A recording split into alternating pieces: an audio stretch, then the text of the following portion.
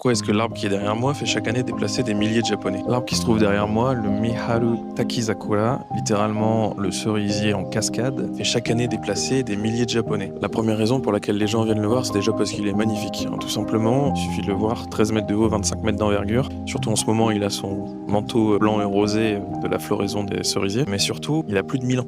C'est un vrai symbole de longévité, et il est sans doute le père de tous les cerisiers autour. En plus de ça, il représente à merveille ce que les Japonais appellent le mono no aware, la beauté des choses éphémères. Bah oui, parce que même s'il a plus de 1000 ans, et ben comme tous les cerisiers, sa période de floraison, elle n'est que d'une dizaine de jours. Une fenêtre très restreinte qu'il vaut mieux pas rater. Et surtout, cet arbre, c'est un vrai symbole de résilience, propre à la culture japonaise. Ce que je vous ai pas dit, c'est qu'ici, on est dans la préfecture de Fukushima. C'est une zone meurtrie qui, en 2011, a connu un tsunami qui faisait suite à un séisme, en plus d'une catastrophe nucléaire. En tout, c'est plus de 20 000 morts et disparus. Aujourd'hui, cet arbre, c'est un symbole d'espoir, clairement. En effet, il a plus de 1000 ans, il a traversé les séismes, il a traversé les intempéries, il a traversé les guerres et plus récemment la catastrophe de Fukushima. Il est toujours là et il continue de fleurir tous les ans. En fait, c'est un arbre qui est presque un lieu de pèlerinage ici pour les Japonais. C'est pour ça qu'aujourd'hui, des milliers de Japonais se pressent pour venir le voir avant qu'il n'ait enlevé son manteau de printemps jusqu'à l'année prochaine.